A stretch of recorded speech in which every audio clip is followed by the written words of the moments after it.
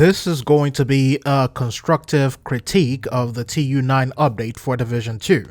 For a 10 gig update, I have to say that it is not impressive at all. It is not motivating, but it could be improved. I will not come here and say every change was bad, but whoever is in charge of the player community relations at Massive needs to be fired.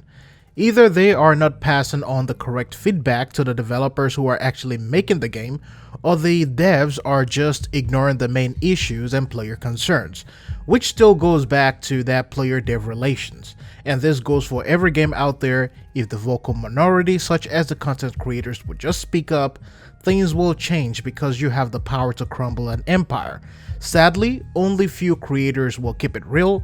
Others are either apologetics or looking for a favor, or just don't have the balls to say something. This entire patch is 60% patches and bug fixes, which is great, but the remaining 40% is buffs to things the player base never asked for, and nerfs to things that we actually find useful in the game. To begin with buffs, a lot of the status and effects talents from players were given an increase in range and better cooldown, but are still somewhat useless because player to NPC status is somewhat lacking, and I might even say ineffective when you're looking at it unless you're going straight into a status build. I have said in the past that I understand the idea behind eliminating hybrid builds, however not at the cost of everything else. In fact, the sacrifices are just too big, and this update just made it bigger. In terms of exotics, Imperial Dynasty and Dodge City Holster got a cooldown reduction. Sawyer knee pads has been reworked to increase damage in cover and become unstaggerable by explosions. As far as weapons go, Diamondback now grants all shots guaranteed crits for 5 seconds after you hit the mark. Sadly, the change is not practical for several reasons. Diamondback RPM is too low compared to other non-exotic variants, and that also hinders the ability to fully benefit from that perk in just 5 seconds. And because the exotic target selection is random, it means you have to try to get the correct mark in 5 seconds. This would also be less problematic if the weapon also has a higher magazine capacity and better fall-off range. In other words, the core of the weapon is what had to be changed and improved, not the talent. As it stands, it's still a fodder of a rifle and beyond disrespectful to the title of an exotic. Your regular M1A and other rifles are still better. Merciless received an explosion damage from 900% to 1200%. Lady Death no longer buffs turret skills. Bullet King received a correction in its base damage. All exotics will now roll at the highest possible minimum roll regardless of difficulty they are obtained in. This note here is what you should never do 101 when it comes to designing rewards and aspirational content. The fact that difficulty no longer affects exotic rolls means that the hard work pays off mentality no longer applies in this game. It means there is no reason to farm exotics in higher difficulty, other than the drop chances.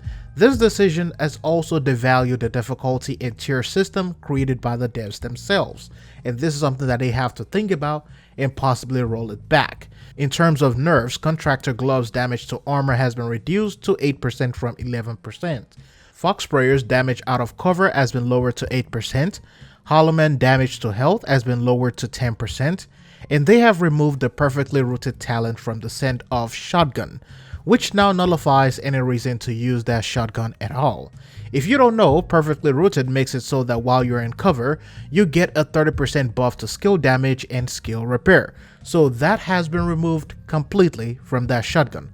Things such as Claws Out got a melee damage buff, but with how tanky enemies are and how aggressive they can be in this new update, getting close and personal in front of an enemy is nothing more than a wish because it will never happen in this game, except for certain scenarios. True Patriot White buff has been lowered to 2 and 3% every second, but on the other side, Assault Rifle's damage to health has been increased to 21%. In this patch notes, there were bugs mentioned that I didn't even know were a bug, mission bugs that I thought were features for a long time. They mentioned weapon attachments that weren't working before, which also further helps me understand that I'm not crazy. They mentioned fixes here and there, but as usual, we will still have to wait to see what was fixed and what is still broken, and also, the usual, the new bugs being introduced into the game. Here's the thing about this entire update. The issue we have in this game is not just coming from Massive, but from a lot of developers all across the world right now. It is a direct reflection of Ubisoft as a parent company, so to speak. We could ask, why didn't they test all these things and changes before releasing the game and a new expansion? That right there is the same problem that we have with all Ubisoft games, and that's what they're facing in 2020. And it's all due to the rushes in development. Now, this does not excuse Massive Entertainment for their incompetence, lack of gumption, failure to uphold integrity, keep players' trust alive, or have enough common sense to respect what their players want. The truth is, a lot of developers and studios get cocky over time. Enough praises get to their heads and they begin to feel themselves, so to speak. You see the same thing sometimes even with Bungie, you see the same thing sometimes with Massive, and of course you see the same thing with the also faithful best developers in the world, Digital Extremes. The select few and vocal minority that we have right now kiss so much asses that they start feeling like a god, and that is one of the major problems that we have in game design today. I believe some humility is essential in game development, because I can't even blame this on Ubisoft as much either. Massive Entertainment also has to hold some responsibility. Ubisoft makes one move and Massive had the choice to take it 1,000 steps further, and they did. But they can also still fix this, and that is if they do it in a timely manner, unless maybe they have Division 3 on the horizon and that's why they stopped caring. The push to get a game fixed can be done in a timely manner if a lot of content creators and players will stop kissing ass and being apologetics. I would wish that a lot of people would grow some balls. If you want to get a better game, you have to be profound, because regardless of how much you spent, it could be $100, $200, $60, or even $3, or even free.